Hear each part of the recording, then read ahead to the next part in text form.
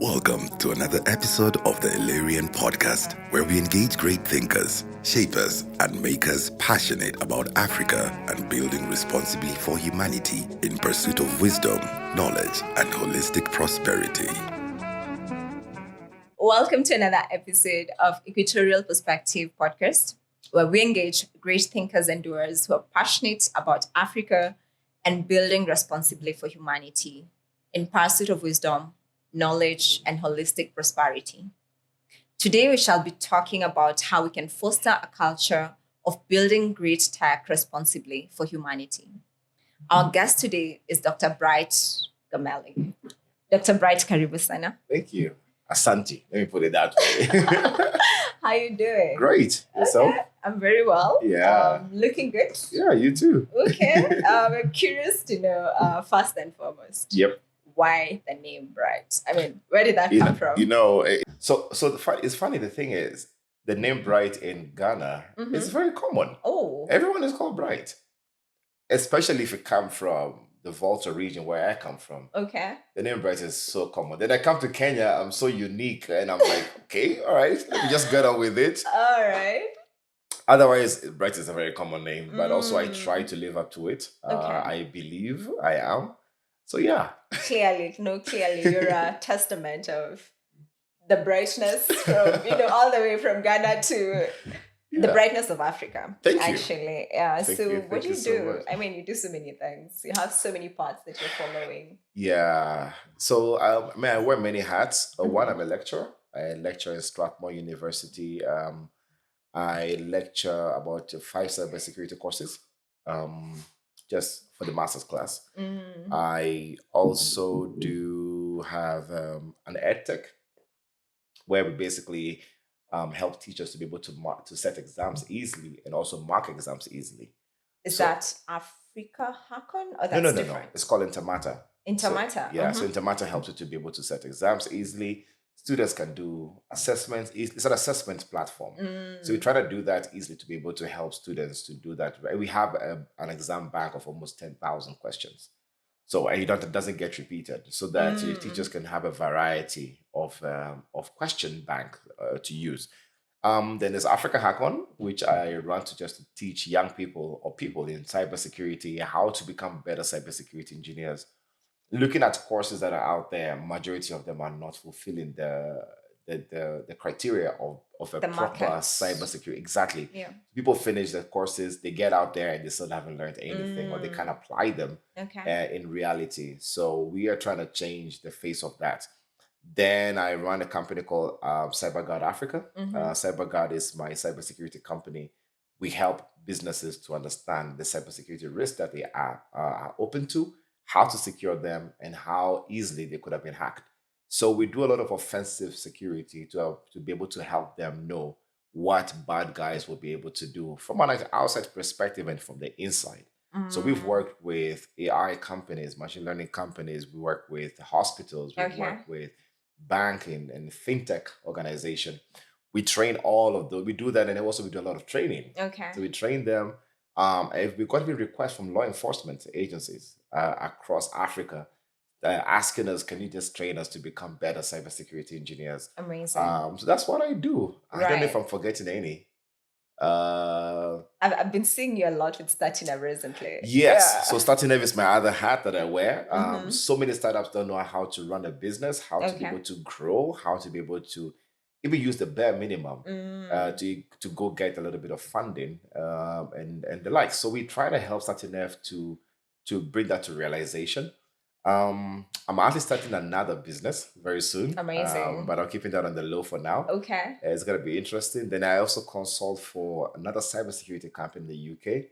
So we have done work with large corporates. When I say large corporates, Mm. I'm talking about Fortune 500 corporates in a world where we help them with policy and governance and helping them to be compliant as well. So those are the areas that I get to do. Those are the kind of things that I get to do every now and then. All right. Before you summarize this for a 10-year-old, like Yes. what exactly you do, I'd like you to shed more light on your edtech. I think that's the Yes. part that we rarely hear about. And who are you targeting? So basically, I mean, What's the name again? Intermatter. Intermatter. Yes. So Okay. Intermatter, if you look at it, I'm a parent, a Okay. father of two. Mm. If I want my daughter who is on a short holiday to do assessments or to do practice or revision, it's difficult. Mm. I have to get some questions and everything. So we want to make sure parents can easily get access to, say, they can pay 5 shillings or 2 shillings per question for their kid. Say, oh, go do revision for math, physics, or chemistry, Yeah. no matter what level, Yeah. right? And if you are a teacher, certain exams, most teachers, so for lack of better words, are lazy. I'm insulted. I'm sorry. Insulted. Most of us we're all lazy sometimes. All right. Come on, do admit it. Sometimes you don't want to set things. You don't have to think. Yeah, there's that side of Exactly. things. There's that side of things. Students go home, they come back from a short holiday. You want to test them again on a few things. Why spend so much time setting exams when you can basically pick from an exam bank, which can automatically mark, which has an AI agent to be able to actually help you mark as well. So it does the hard work for you. When a day and age, you don't have to start doing a lot of thinking when you have artificial intelligence tools that can help you to get those things done. Sure. So we trying to basically make it easy for people and also get accessibility to people to learn. A lot of people are not learning because they don't have access to some of these things. It will become so easy. I think at a point in time, what I want to achieve is somebody with a feature phone should be able to actually answer multiple choice questions on their phone or via WhatsApp or something as an easy way of learning. Yeah. That's the ultimate goal that Intermatter is trying to drive. All right. So who are you targeting? Who are your users? Your users is how do you call it? Primary school and high schools. Primary, that is KCSE. Which curriculum? All of them. British.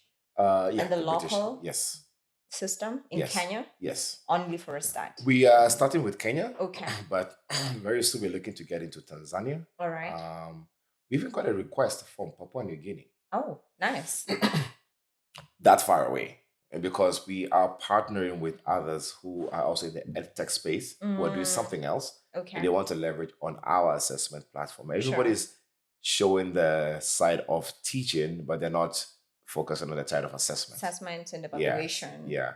I also run a very simple company. I know I like solving problems that I'm getting tired of. So I hate raising my hand in a club.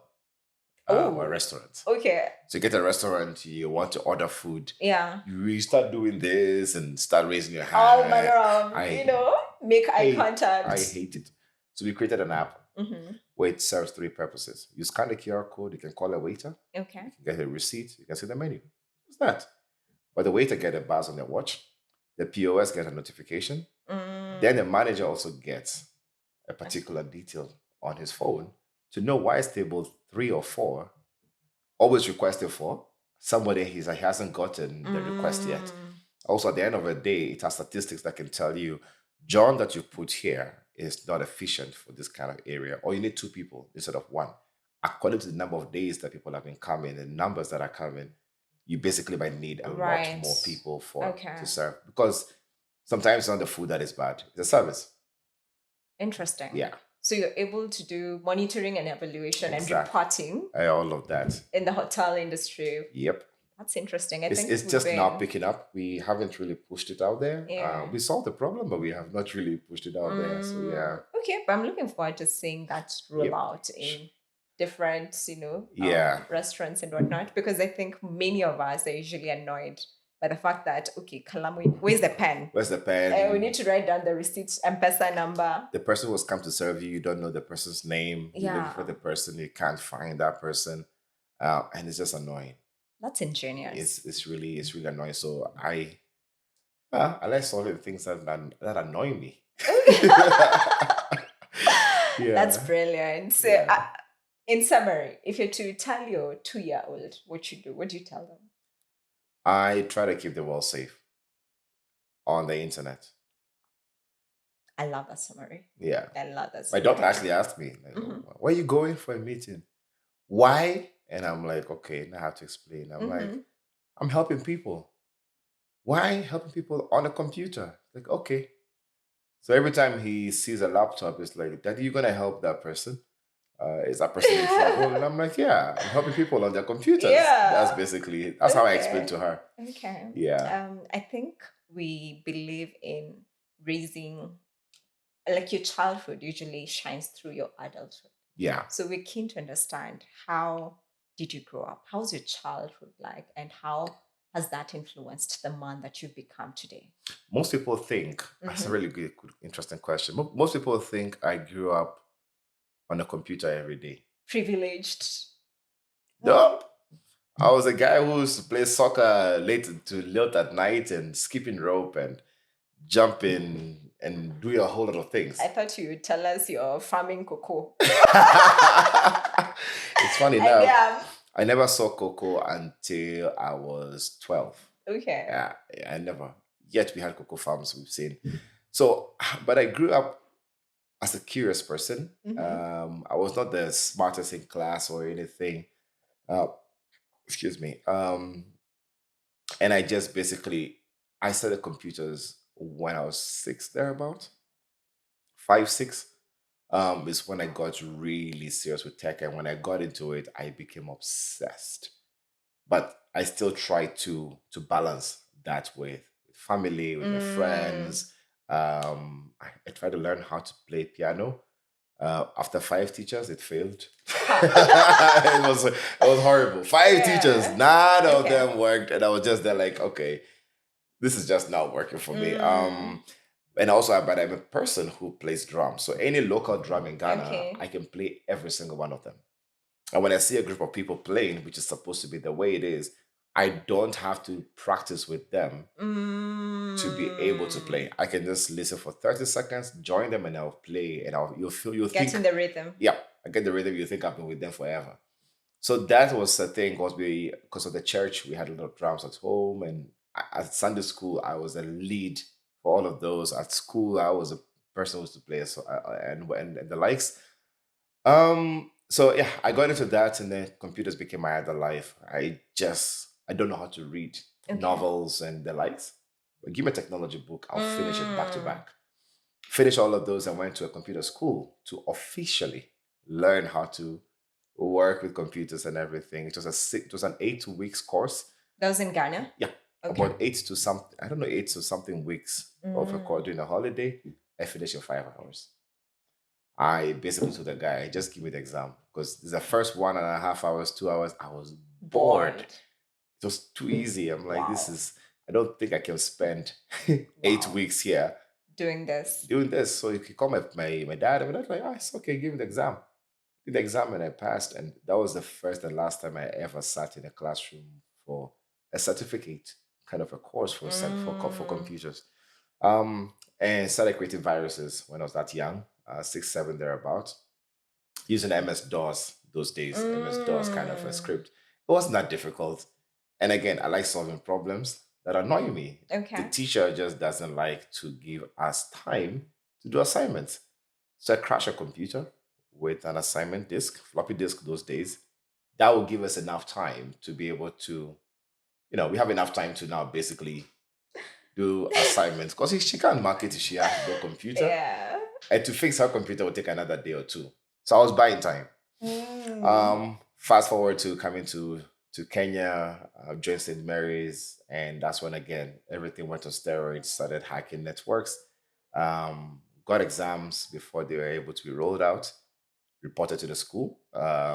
Used to plant malwares on their computers, get people's account details. It was fun for me, and I used to sell softwares. Okay. So basically, I steal from borrow from the internet.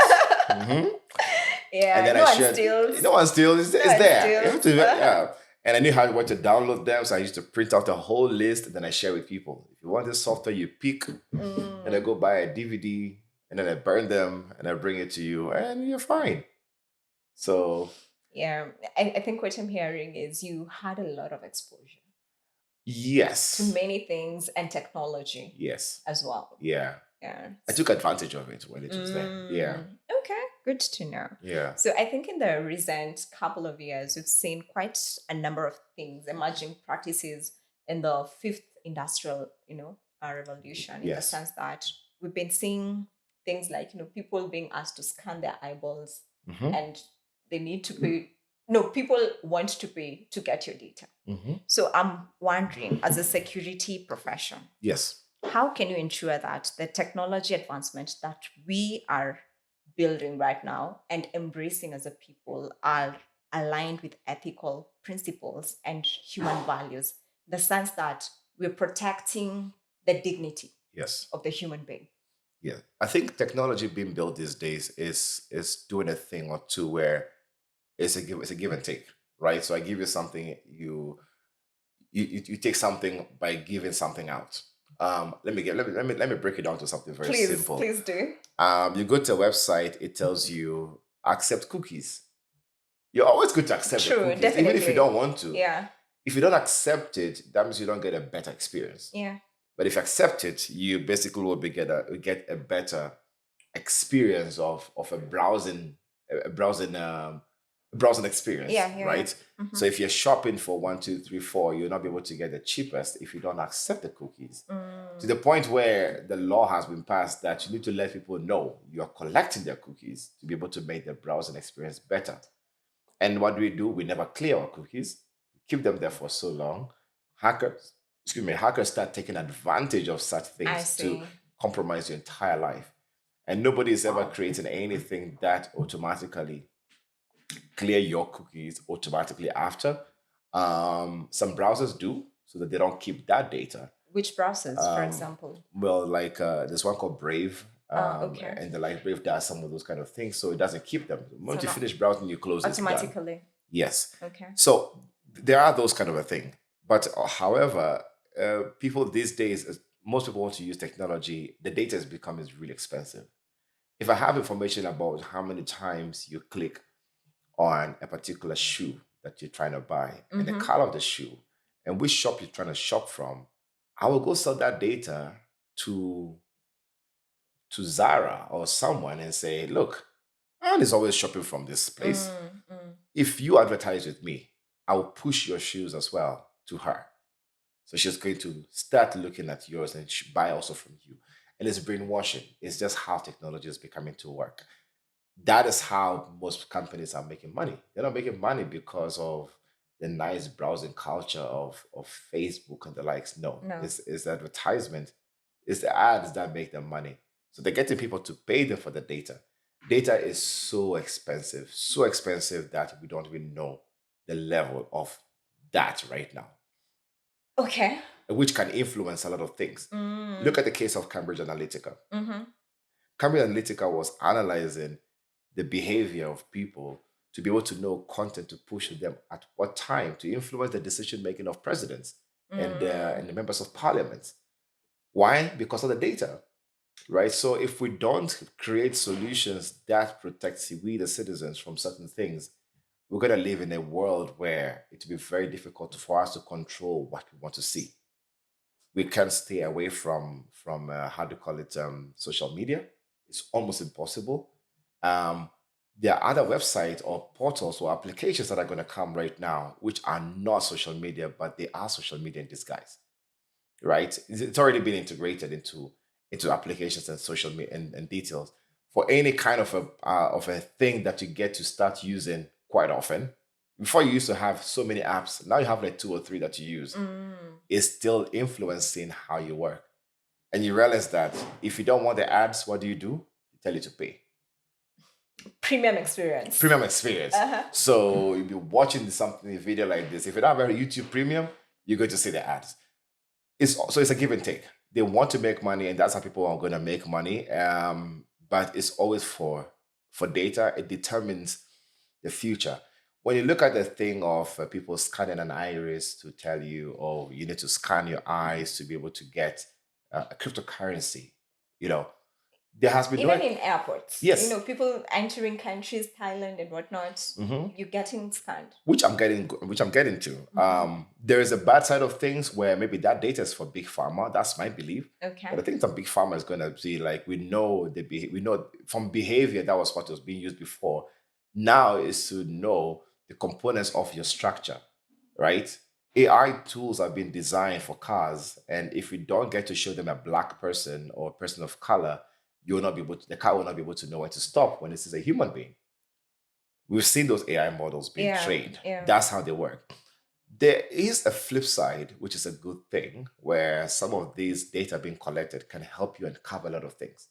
Typical example, if you go to the website PIMEYES, BIMEYES.com, you should try it out yourself sometime. Okay. If you take a picture of yourself, it will tell you every website that has actually have your picture without even you knowing.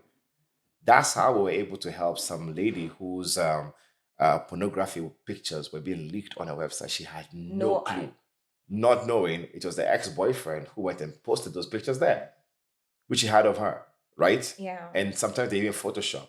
In a court of law, if you want to basically see a deep fake photo, which we have seen these days, and a real photo of you, which one is true?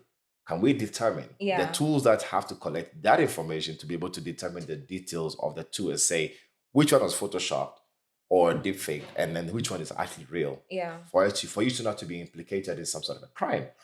If you look at terrorism, terrorists are going through our airports and everything to be able to do all of those.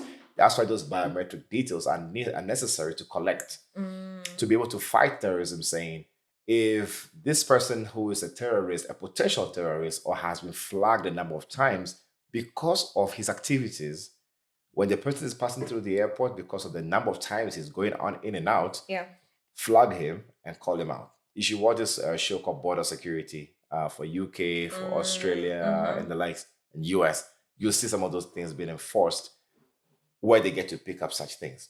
There was this guy who was talking, I don't know where I heard that the other day, where he got to the airport, he was traveling with his family. Then he told his friends on Snapchat that, man, I'm going to blow up this airport. I'll be this plane. The young kid? Yes. All of a sudden, he's been arrested. Yeah. And so there was a whole controversy of, was it good for the fact that the airport got to pick that information illegally because it's a private chat? Yeah. Or is it a good thing that if it was a potential threat, then they have stopped a whole attack? There's a catch-22. Yeah. So if you look at it, I think is both ways. It's a two-way handshake. Some places, some cases, it's such a very good thing to be done. Some cases, I think, is just it's not right. That's why privacy. I say privacy is dead. Yes, privacy is dead. We need to get comfortable with that. Get comfortable. If I had my laptop here and you give me an email, I'll potentially tell you where you have been for the past few days, or pictures you took of yourself at Galleria 6 years ago, and with who. Okay. And if you had a watch that was tracking you connected to your email, and potentially could have picked that up. People have Strava. Yeah. They have Garmin. I can pick that up. There's Google Maps. Google Maps. So Strava and Garmin alone, I have a tool that I can actually pick up your details of how long you even ran for, where you ran from what place, where did you stop to take a breather. Okay. All that information is there. All right. Now, what becomes healthy? Like, what should be the healthy balance now that privacy is dead? Yes. What's the healthy balance as we're engaging with new technologies in the coming days as a people? What kind of awareness do we need? One thing we need to realize is the fact that we cannot stop technology being created. And the speed at which we have artificial intelligence, we cannot stop new innovation. We cannot stop making lives easier. We cannot stop certain things from happening. So we need to be able to know, one, what can we share online and what can we not share? We have to be very careful. That has to be separated. Okay. What can I share which is comfortable, that if somebody uses that information about me, I will be okay with it? Because right now, we share so much. For example, some social media celebrities, quote unquote, share so much about them that when something happens that you start sharing people, your life with people, they want to know what exactly is wrong with you and everything. Then now you try to run away from it, you can't. So we have to be very careful with what we share. Once you get out in the public and you really want to share your entire life every day, be ready for the consequences. There's always a negative side of it. There's always people who will never agree with you. There's always people who will be so negative about everything you post. It's just how human beings are. So you have to be ready for the flip side of the benefits you get or the enjoyment you get of sharing your life out there. Interesting. Yep. I think most of us are reactive to new Yes. technologies in the sense that we don't understand the implications that comes with new technologies. Yeah. I'm trying to look at what kind of solutions do we need to raise up people who are aware, or like what kind of interventions can Yeah. we put in place to ensure that users are safe as well. So Because I'm yeah. a user-centered designer, so I'm Yeah. trying to look at, Garmin, Strava. These are things that were built by developers and Yeah. designers. So where does HCD come into this? So we need to basically also separate, of course, when you're building these applications, we need to take the safety of the users into as priority. So the user who's going to use the laptop is going to buy that water bottle, or you're going to use that application to do something. We have to make sure they are safe first. By safety, I mean build or write that code that protects them as much as possible, Yeah. right? That doesn't expose them to the entire world of cyber criminals, for example, or build a product that basically helps them to not, like, for example, these days people build applications where when you take a picture of someone, it only picks your face and blurs out the other people. Before, it doesn't blur out. Before, Google Maps, Google Streets never used to blur out some houses, you see, at the beginning. Later, they started making it that, no, if you're taking a video, personal identifiable information has been blurred out and everything. So we have to start building with a user security in place. But the other thing is you cannot do everything technology-wise. Yeah. So there's a lot of education that needs to be had. We need to have, there's a lot of awareness that we need to do. That's why I am a big advocate for that. I do that every single time. Teaching young people, teaching older people. Just before I came here, at 3 a.m, I was training judges, justice, judges and magistrates in Papua New Guinea, the Asia Pacific, from PNG to Fiji to Australia to the whole neighboring countries. Yeah. About electronic evidence and the court of law, and also what are the realities of cybersecurity or cybercrime as we see it now. They need to be aware. And they were like, okay, we're not too technical. You scared us. We can see the dangers of the internet that we don't know. How do you even prosecute somebody who has been caught in a cybercrime? So I said, okay, now, so I did pass on to my colleague who's going to basically take them through evidence collection, the processes, the analysis, the presentation, the preservation, a whole lot of the entire structure, or even identification of exactly what is supposed to be investigated. But it's because they don't understand, right? So the more we get to talk about this, the better. We have to create a lot of awareness as much as we're creating solutions technology-wise to solve some of these problems. I'm trying to imagine what kind of solutions do we need to put in place. I like what you're doing with Africa Hackon. I like what you're doing with Statinev. I'm trying to look at what entities do we need to start partnering with so that we can ensure that we are co-creating even with communities. I don't know if that's pie in the sky kind of idea. I don't know if it's possible. No, it is. It's totally possible. So for one, we're trying to partner with schools, universities, and high schools to teach the young people. Because some of the highest cyberbullying right now is in primary schools. And high schools. It's crazy. I mean, for lack of better words. And I see some of those cases and I'm shocked. I'm shocked of what is exactly happening to this. Even people dying. People are committing suicide cases. So we need to start sensitizing those people. We need to start working with the public sector. The government needs to come in. That we are just doing ads on TV saying be safe. We need to start having real conversations in real rooms. When I say real rooms, I mean with the right people or who actually care.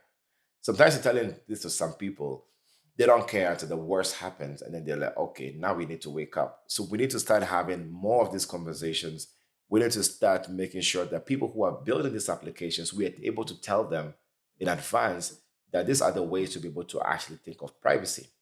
One of the biggest privacy browsers, right, when it comes to privacy, they take it very seriously. It's Mozilla.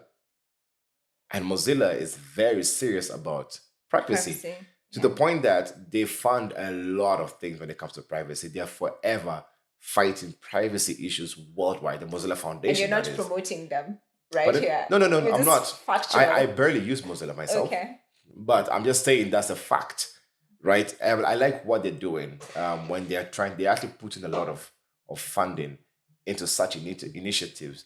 Even when Africa Hackon was doing a session last year, he gave us funding, and the funding is for food. We don't keep any money Yeah. as Africa Hackon. We don't keep anything. All the money goes straight into just paying for meals and T-shirts and the likes. These are the kind of initiatives we want to see. So we want to work with such organizations, privacy groups that are out there promoting such details. If you look at the AU Malabo Convention, it drives some of those initiatives for cybersecurity, safety, and everything. And I chaired the AU conference last year, towards the end of last year, for cybersecurity and privacy and governance. And I realized there's a lot of things we're not doing as public and private sector. There's so much, there's a big disconnect. So the earlier we kind of bring all of these conversations together for people to understand the policies, the governance, and also the law, we're going to have a very difficult time. But I think a lot of work has been done. If you look at data protection, data protection commissions are being set up everywhere. And I'm happy Kenya also got to jump on it because Ghana, we started that in 2015. Yes. We started that in 2015. I was part of the team that did the technical aspect of the setup. Okay. So you cannot launch a mobile application just like that in Ghana without ensuring that the security of people are safe. You'll not be allowed to. So you have to show of what security you're doing for your system, for your application. Kenya, we are still struggling with that. I know a few of them are getting to conform to that the practice and standards, but Ghana has been way ahead of that, which is not a bad thing. Kenya has started. I can see a few people have been fined for that. It's something, and some of the reasons why there people are being fined is because most of us in the private sector are challenging the government, the Data Protection Commission. Why are you not charging people? Why are you not fining them for the kind of ways they are misusing customer data in the country? Then they got to the point, it's like, okay, now we need to show people exactly that we are there. So I'm happy where we are. We're getting somewhere. We need a lot more countries to be able to jump on it. Collaboration. And I've been to a few conferences. I've done a lot of conferences. 318 to be specific. And out of those, I keep on seeing now the exchange and collaboration between all of these entities of saying, this is how we're doing it in Seychelles. This is where Uganda needs to be. This is where we think Tanzania can help. And Kenya, you can actually contribute like this. Can we exchange ideas? I just joined the cybersecurity fellowship for Commonwealth Secretariat. And we're about 30 in the group. Almost the whole of Africa. Technically, they picked about 2-3 people from each country. And when we had conversations, this was some of the things that are coming out. How do we build our security incident response team? How do we build privacy? How do we push that agenda?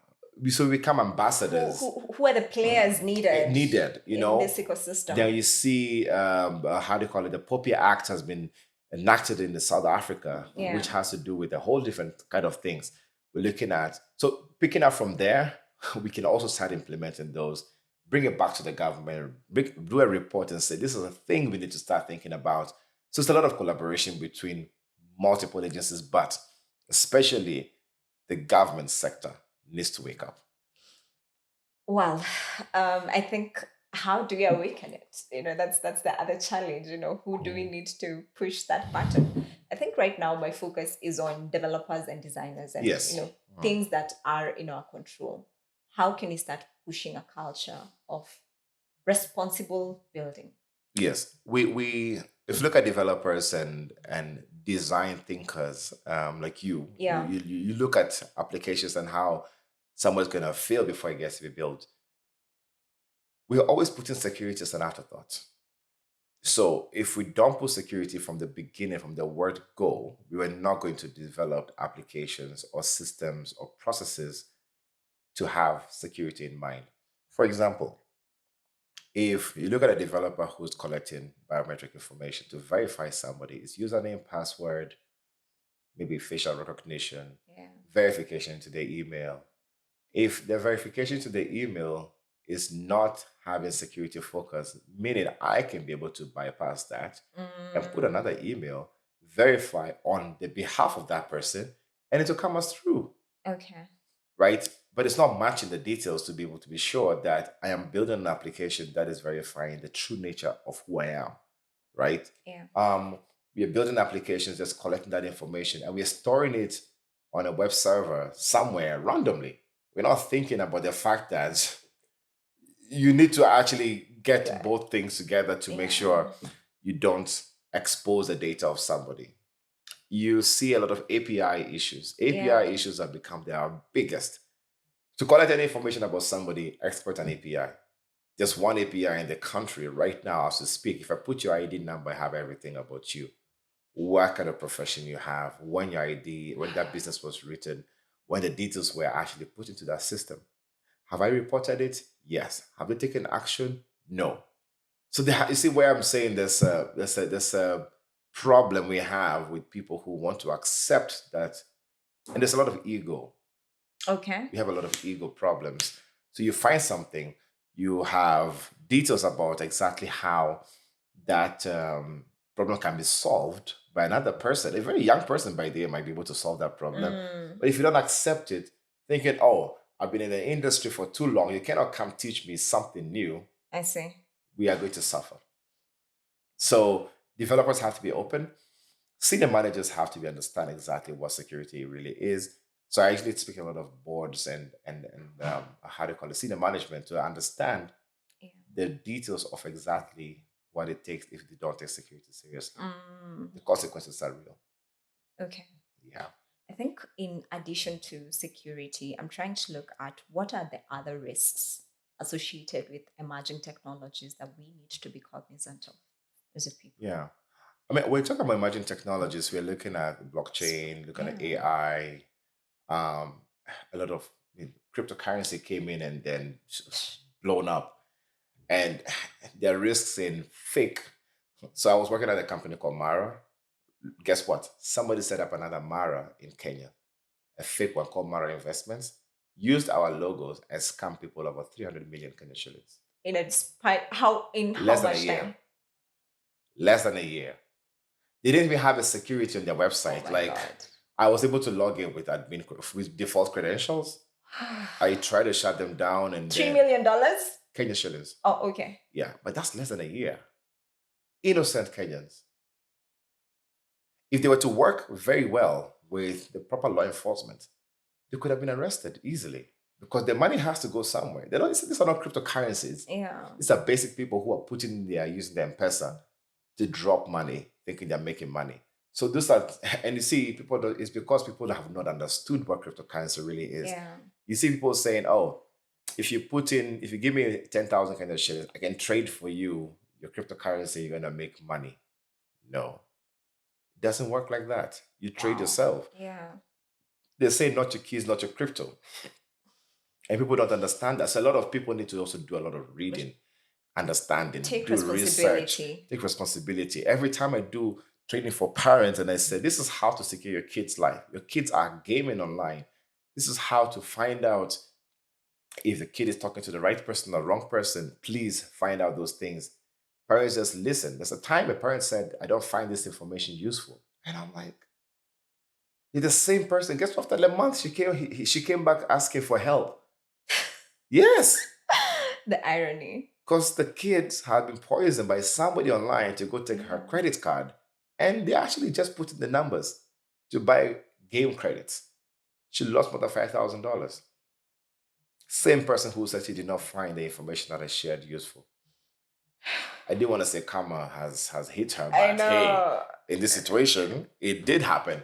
So there's those kind of a thing, and we have to also see, the use of AI. There has to be responsible use of AI. Yeah. AI can help you do proper, easy presentations, help you to find the right information really fast, write the right letters, emails, really good. But also, guess what? AI is now being used to do phishing attacks, which we've been seeing, which is the easiest way to people to get into your organization. So you don't have to, you never get the grammatical errors anymore. Yeah. Because you can prompt an AI tool to write the perfect email for you. And it does that. Yeah. So we have there's a balance that we need to have. And like I said, we are not done with emerging technologies. We're about to see a lot more. It's about to get crazier than we're seeing now. And the more awareness we do, the more conversations we're having like this, the better. And I think we also need to encourage people towards long-term thinking. You know, the way you're saying there's more to come. Yes. So start setting your foundations right.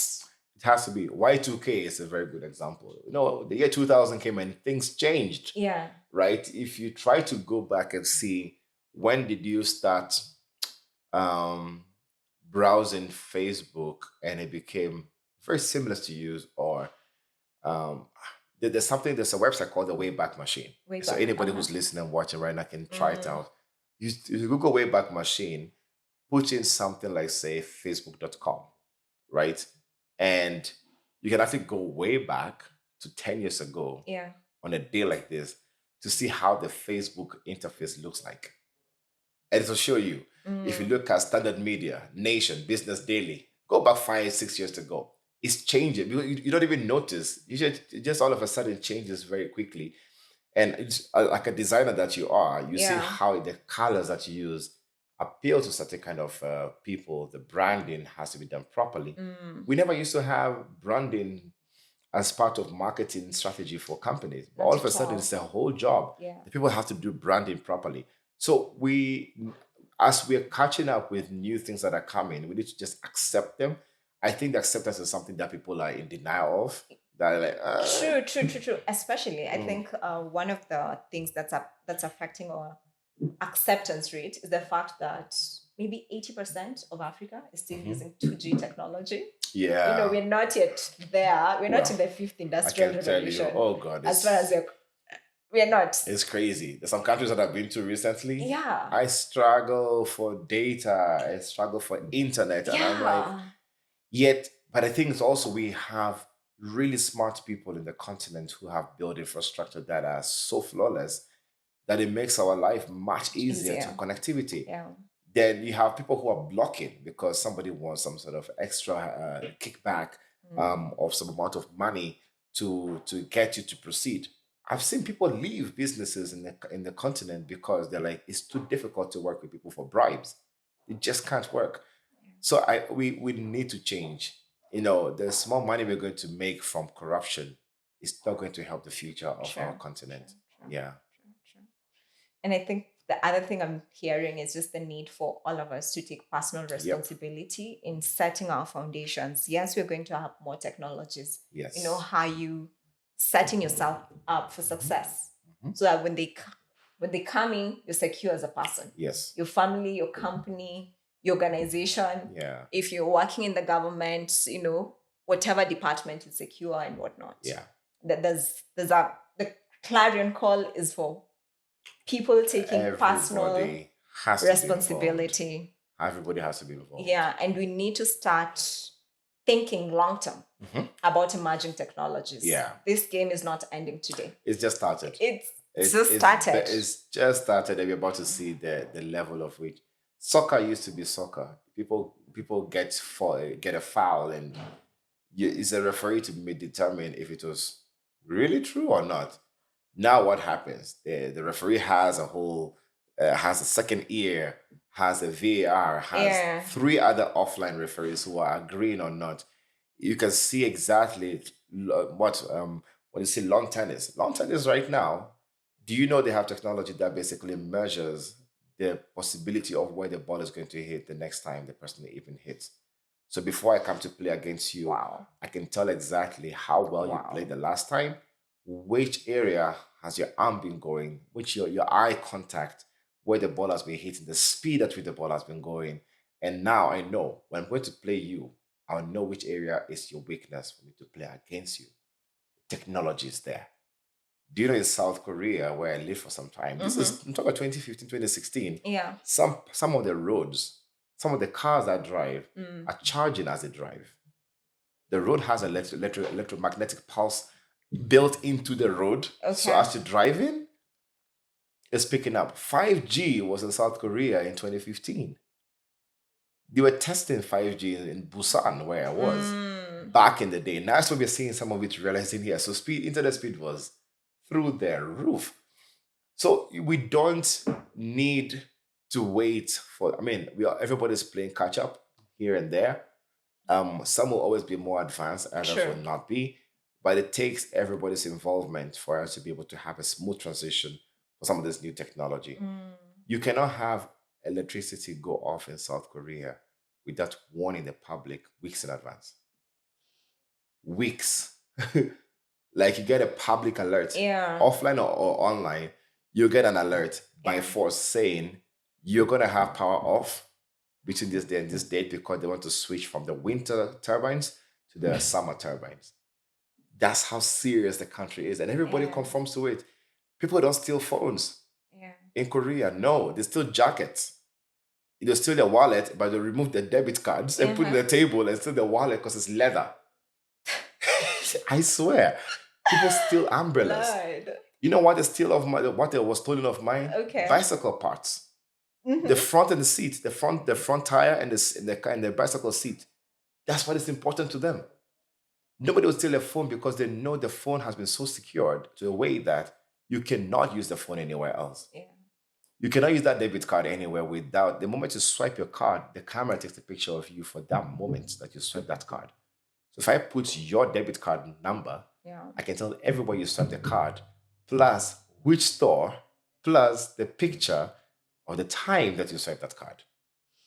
Do you know you don't put a pin for cards with swipe?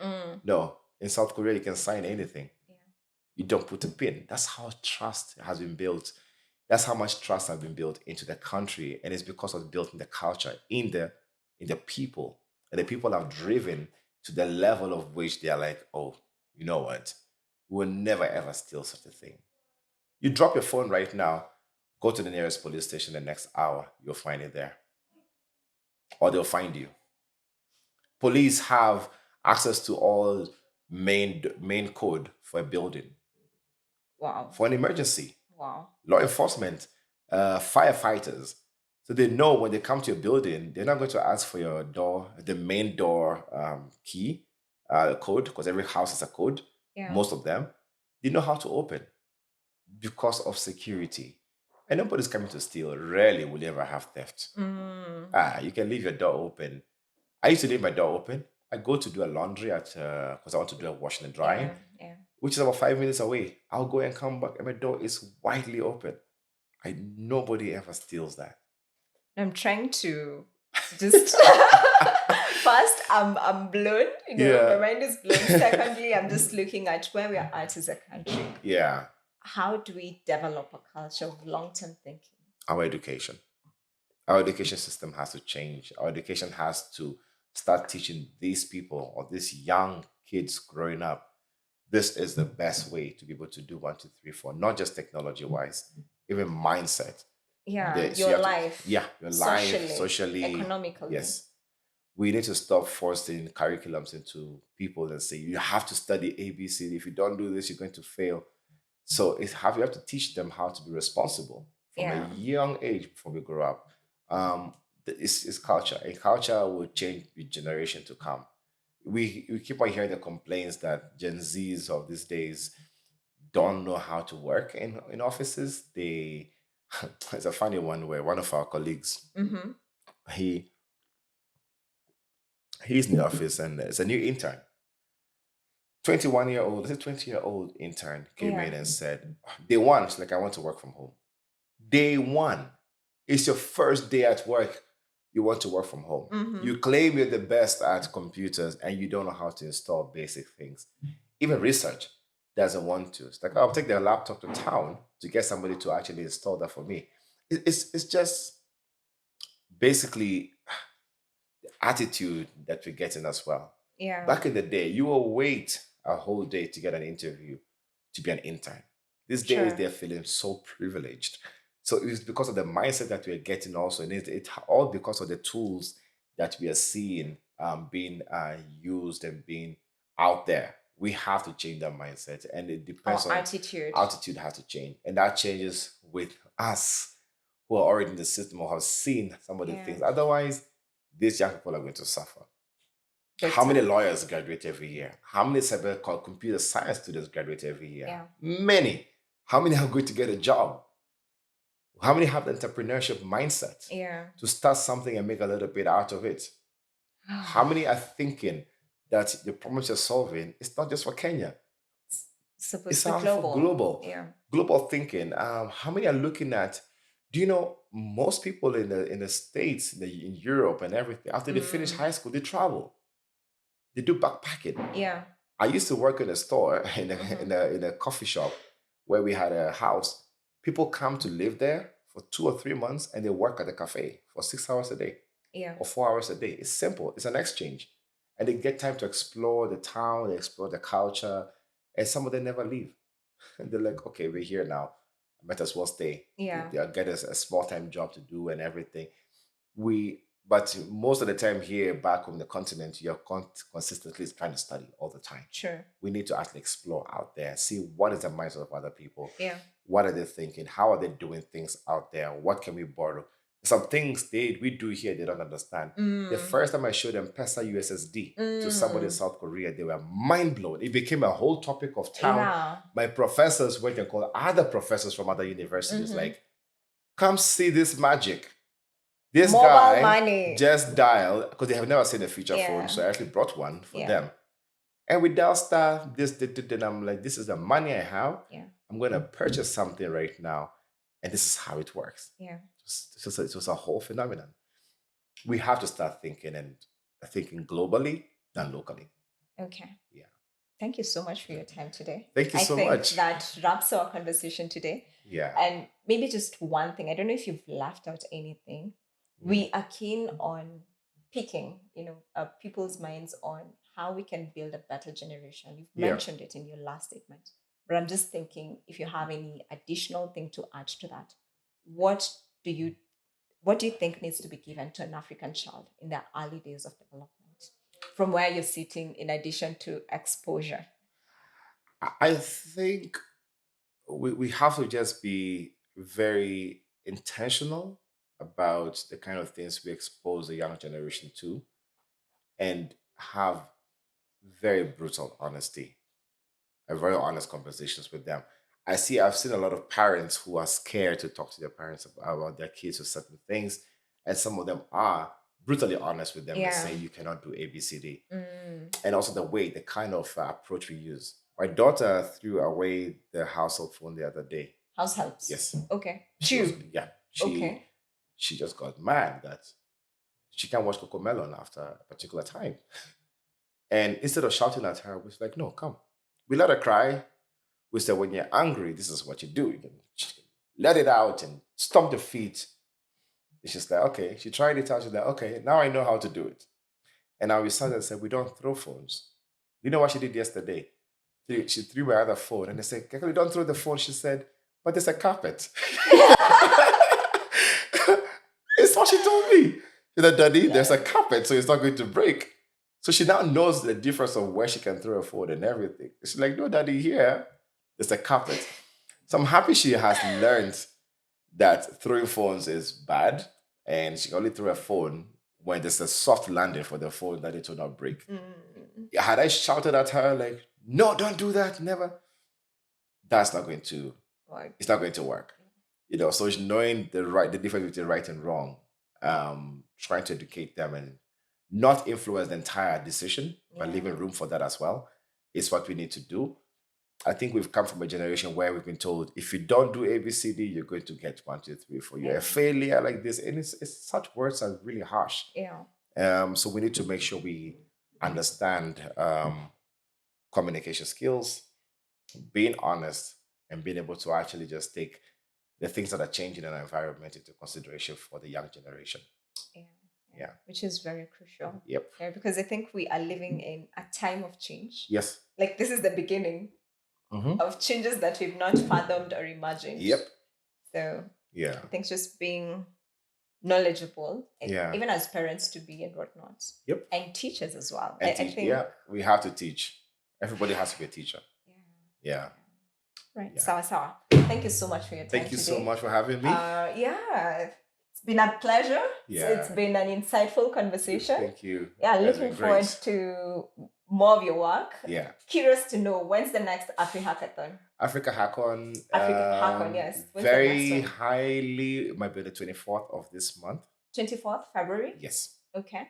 We might be having it. I've tried booking tickets and... Oh, no, we haven't posted it yet. Okay. We're confirming the venue first because the venue was a problem. So we should be closing that today or by tomorrow. Then we'll be able to get onto that. All right. Yeah. That marks the end of our podcast today. We hope that you found this episode insightful and inspiring. Until next time, take care, stay curious, and let's keep building responsibly.